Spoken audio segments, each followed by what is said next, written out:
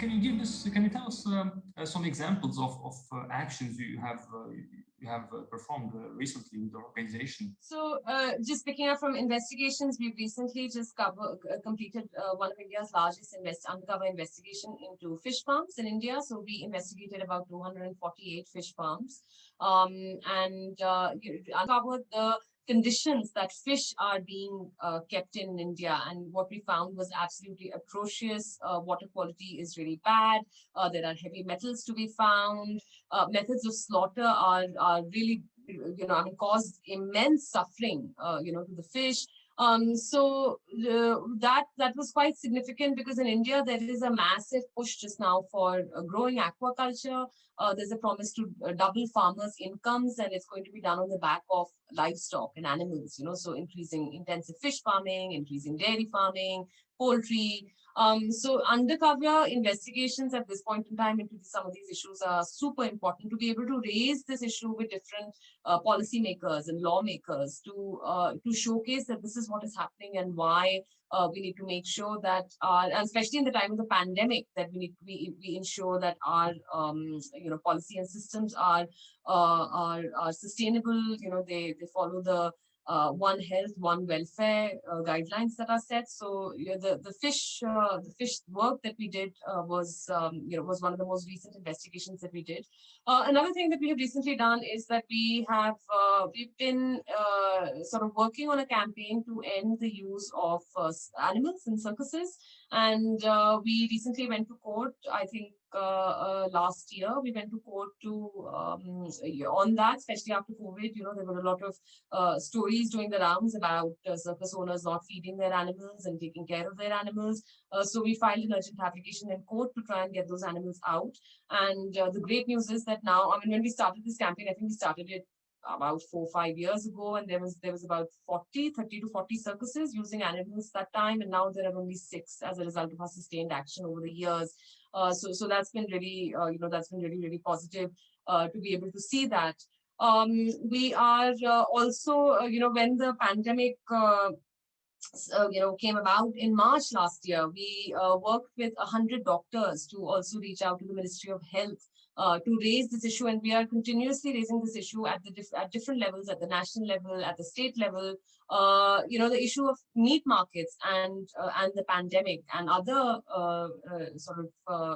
zoonotic diseases that come about, bird flu, swine flu. So as a result, in Assam, the government ordered a crackdown on all the illegal meat shops as a result of our work with them. Assam was also at the time of the, last year when the pandemic first hit us, also faced a breakout of swine flu. So that, it was a really difficult situation at that point in time with different zoonotic diseases that were hitting us. So that's something that we've been regularly reaching out to the government.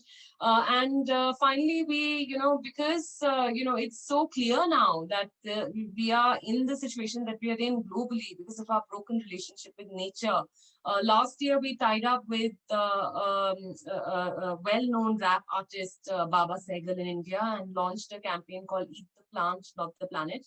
And this was a behavior change campaign, and it was a nice video, and he wrote this song and a rap song, and so we really because one part of our work is to constantly reach out to the youth, to talk to people and say these choices that we are making are not sustainable, and we need to change them urgently. So that was another campaign that we launched in the wake of the pandemic last year. That's very important.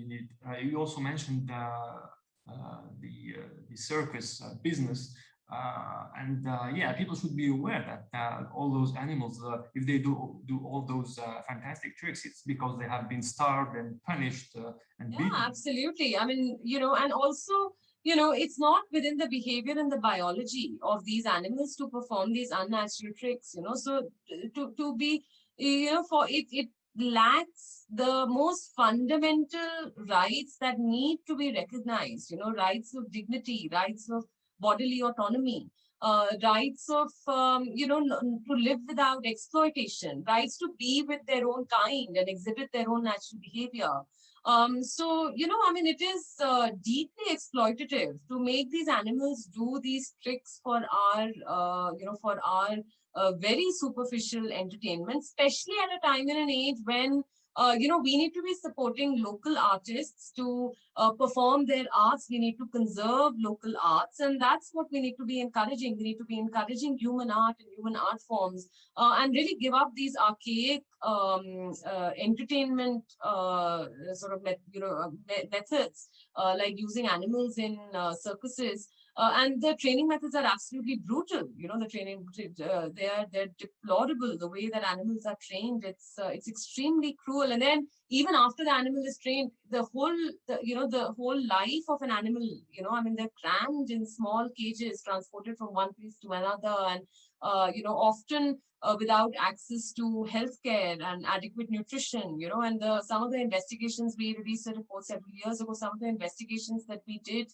and some of the investigations that the government themselves have done, show brutal conditions that these animals languish in, which is why, of course, so many of the circuses eventually had to, their animals were seized by the government. And you also mentioned the fact that you joined forces with doctors during the pandemic to underline the fact that all these illegal slaughterhouses or meat factories, as they say, meat factory is interesting, right? They reduce the animal to meat. This is also a product, yeah. Interesting.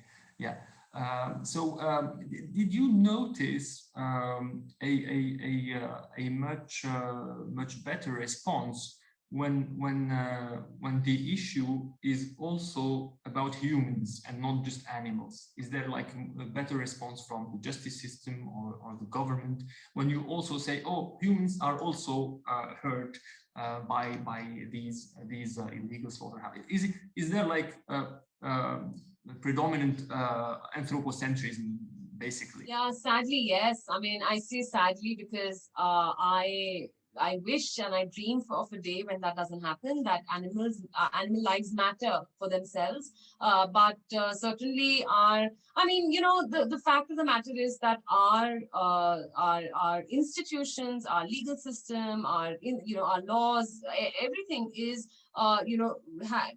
animals are economic commodities, and there's no getting away from that, and as long as all our laws are written in that manner, all our policies are in that manner. And I mean, we use words like natural resource, I mean, we see these things as a resource, we see these things as something that exists for us to use, whether, and now the conversation, so now the focus is on, can we use them sustainably, so of course, at one level, we have a fundamental, sort of difficulty with that, because we believe that animals' lives matter in their own right. They have intrinsic value, and we will continue to voice that. We will continue to stand up and say that animal lives matter for themselves and not so that they can be used sustainably and so on. But on the other hand, we're also aware that there are millions and billions of animals that are currently stuck in these systems just now, there are 300 million cows and buffaloes just now who are living their lives at the end of a 4-meter rope, that there are so many calves that are being taken away, and they're either being illegally sold for slaughter, or they're being abandoned, and then they die. And there's so many cows and buffaloes that are in horrible, small, dingy, dark conditions, living in their own filth, without any access to healthcare, without any access to sunlight or open grazing, and that these are real conditions, that the suffering of these animals is happening right now. And so on behalf of those animals, we certainly, I think it's important to reach out to policymakers, to institutions, to say that, we need to improve, we need to make sure that these animals don't languish in this manner. And because of the welfare orientation, because of the commodification of animals, I think certainly the human aspect of it has to, because all the laws are written in that way. It's about protecting, I mean, even our Cruelty to Animals, Prevention of Cruelty to Animals Act is really about, it's really about, it's human centric. It's not animal centric. So I think it's about the ownership. The ownership is really important, which is why talking about the human angle of it will always, how should I put it, will always be more beneficial for the movement. It's a sad state of things that that your work is not just about improving animal welfare, but it's also a lot about like saving animals from a horrific death, right? This tells should tell everyone how bad the situation is and how margin for improvement there is really.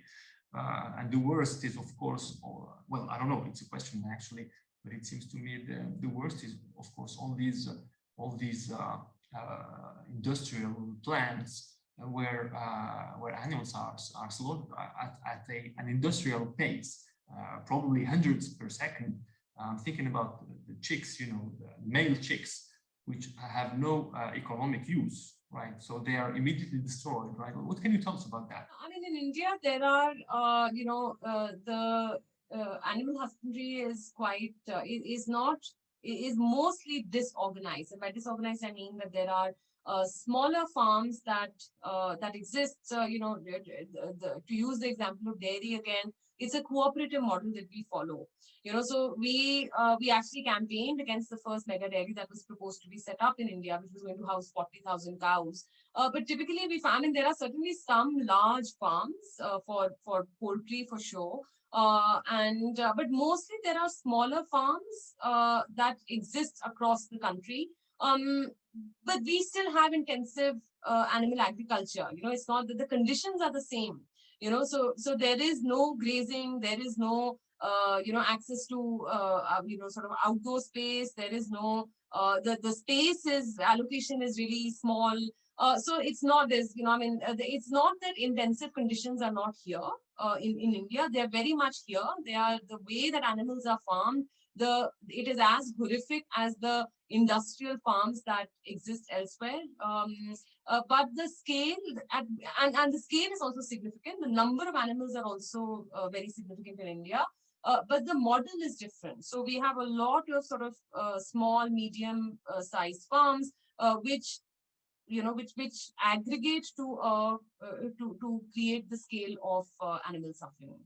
I follow France, the news in France, maybe more than other Western countries. I know there's this political party. It's called Parti Animaliste, which means animalist party. And they are promoting the idea of a moratorium, meaning moratorium on the expansion or the building of new factories such as these, where animals are destroyed basically by the thousands or tens of thousands every day. Yeah, hopefully in India there will be something done in terms of law before these gigantic factories arrive, because if there is an increase in demand for animal corpses, I can't say meat because it disturbs me. It's not meat, it's corpses of animals. If there's more demand for that, you can be sure that multinational corporations will get interested at some point and will put a lot of money, including for lobbying. But if I understand correctly, at this stage, you don't have like these gigantic multinational corporations yet in India. Not significantly. Yeah, not significantly. It's mostly sort of it's more distributed. Which is also why the sort of corporate related work is more challenging here. But it's mostly it's more distributed here, and but it's not that we have any laws to protect the animals in those farms. So from a legal standpoint, the protection for animals in those farms is it continues to be quite poor actually. But it's not just about protecting the animals, like each one of them. It's also about the pace at which they are killed and mistreated, right? There's also this effect of scale, this importance of the scale. Absolutely. So what I'm saying is that, say for example, I'll use the example of the dairy industry, but to make this comparison. So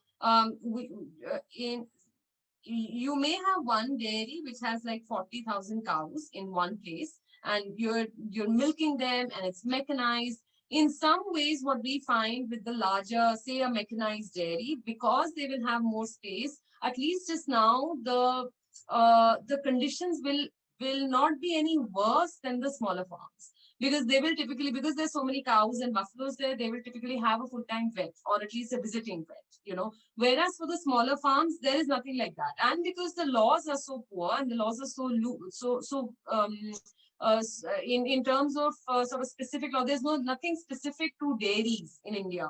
What would happen is that anybody just now could, sort of tie up 5, 10 cows and run a illegal dairy, and then be able to sell that milk to the local cooperative, which is how the milk is collected across the country. And so and those animals, which is all the smaller farms, those animals typically will not even have access to healthcare. Whereas the bigger farm at this point in time will probably have those basic conditions where they will have some more science to their nutrition compared to the smaller ones, which will typically just be surviving on dry fodder, and local, regional, sort of the things that local farmers use. But so there is, we are currently seeing that while, absolutely there is a danger that when these large farms come in, and we of course actively campaign to prevent large factory farms being set up. But wherever we see that there is a slightly larger farm, conditions are not much worse just now, because conditions are already quite bad, in the smaller farms also. It's a dilemma, right? Because you have like small factories which have worse practices, and the large factories which kill more, but they have better practices. It's a dilemma, right? Yeah. And I think one of the concern for us with the bigger factories, and the reason why we campaign is it's also the mindset, because then it's sort of like further in trend, it further, this whole idea of animals they just become like meat products, or dairy products, and that whole sort of factory pace and, all of those things that you're raising, that certainly becomes more of an issue in those sort of larger industrial farms. Do you do lobbying, like political lobbying directly at the state level, local or national? So we don't lobby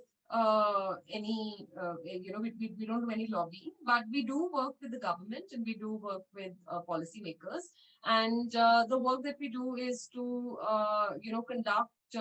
conduct research, studies, share our findings, sensitization of different policymakers, conduct workshops, help them basically try and support the existing government framework to make sure that they have the right data, right information available to make animal friendly policies, and also sometimes sort of like if they need to do capacity building or some such of their staff, make sure that that is available also to them. So we would support and we would work in collaboration with the government. What is the response that you get generally? Is there a difference between the state level and the national level in this regard? Yeah, I mean, I think the states, especially in the last several years, it's been, I think it varies, but I think the states are more responsive in many situations. Also at a central level, naturally, it's the process is much slower in being able to develop any consensus on any issue. So at the state level, it's certainly easier to be able to reach out and to be able to share the perspective of to get a place for animals on the table for most issues, I would say. You mentioned earlier the fact that the laws are relatively weak in terms of animal protection, even if you certainly have already laws in that regard. Do you think this has to do with the British colonial legacy in some way? Because I'm sure in India after the independence, the easiest thing to do was to copy basically the laws of the colonizer. And everyone knows that in the West, everything is about commodity and profit. Yeah. So do you notice that in the laws? Yeah, absolutely. I mean, we've inherited a lot of things. Lots of our laws have been sort of quite old and archaic in that respect, and I think we have the same framework, and I think we've not moved forward. While in the EU, for example, lots of new things came in for. How do you treat, how do you treat fish, or different guidelines for transport, and I mean, we do have the transport rules, but there's no specificity.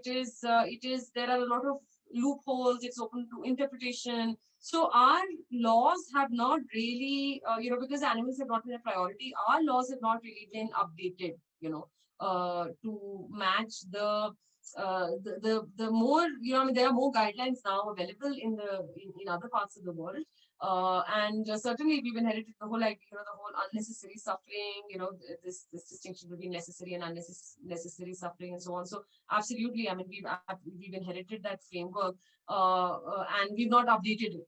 We've not sort of kept up with the times and ensured that our laws were in alignment with that. I shared with you by email this the fact that there was this feminist activist in Europe. I think it was in England or in the UK. Her name was Mary Wollstonecraft, and she was a feminist activist in the 18th century. And she wrote this manifesto, Vindication of the Rights of Women. And there was a philosopher, right, who published anonymously, because apparently he didn't want to have the courage to associate his name with what he wrote. He replied basically by publishing his own manifesto, which was titled Vindication of the Rights of Brutes, and brutes are animals. That's how they called animals back then. And basically his main argument was to say, if we extend the rights to women, of course, women didn't have many rights back then. If we extend them to women, why don't we extend them also to animals, right? And yeah. I would have said, yeah, exactly.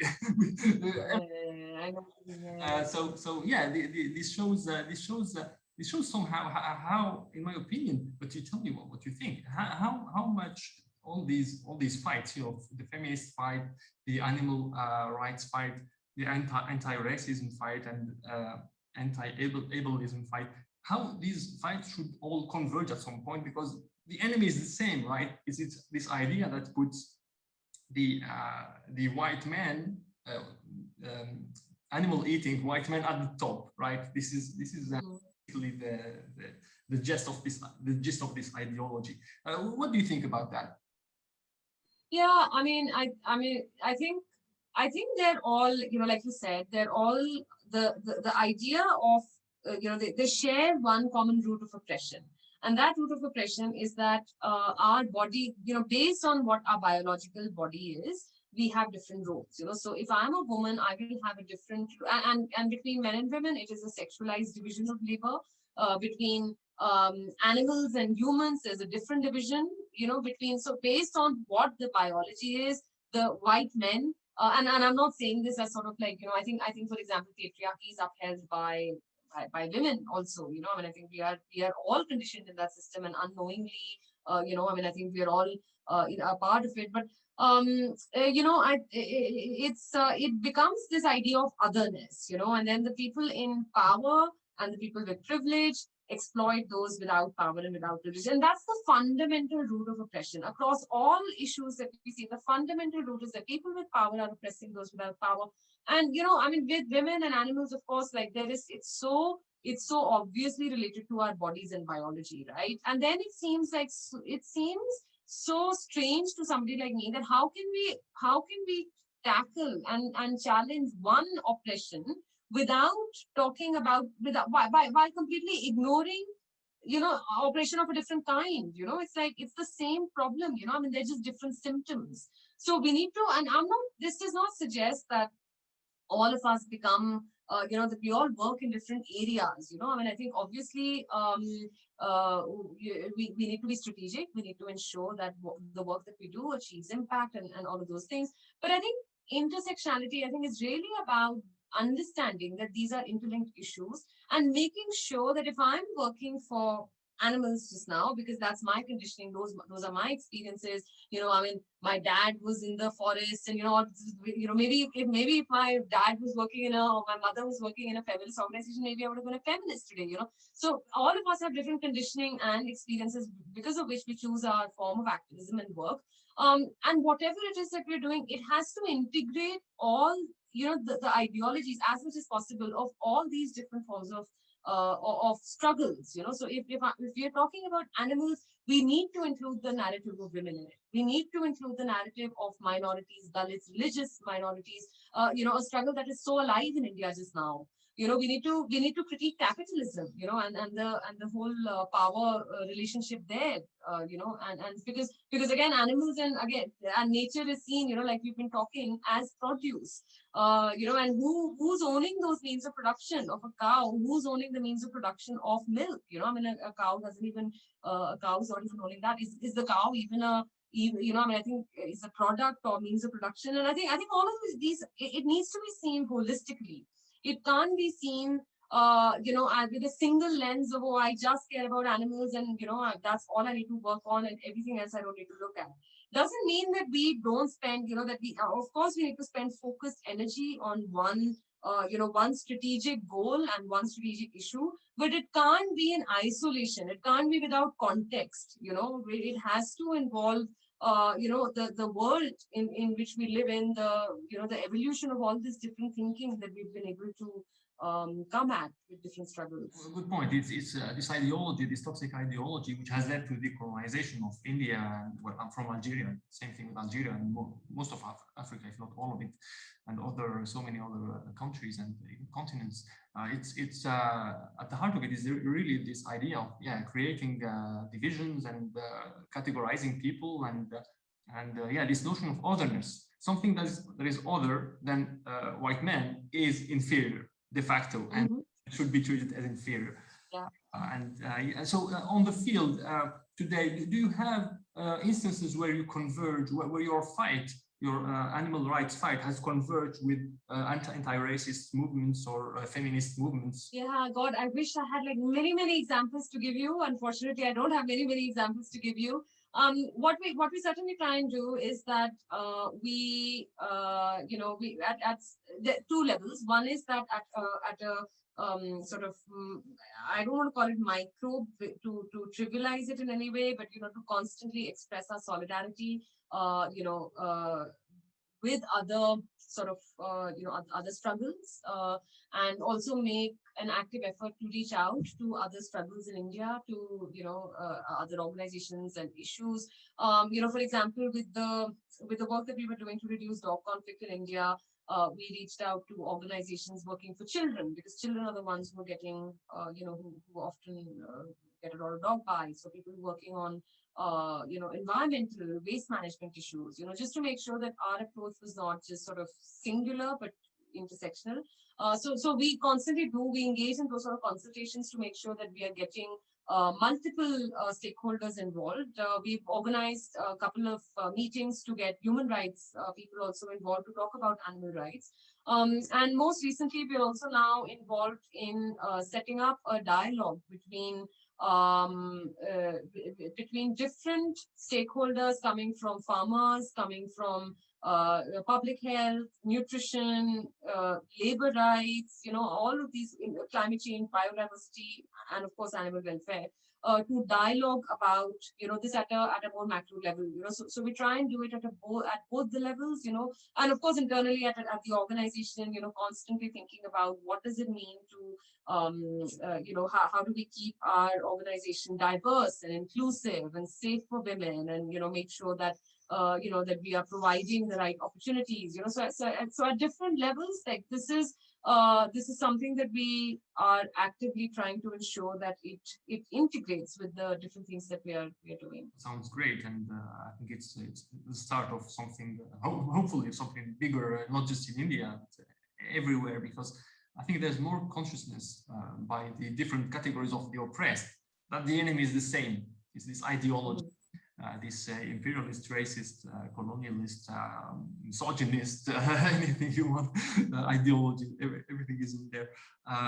Like Martin Luther King said, he said, injustice somewhere is injustice everywhere. And indeed, Mm-hmm.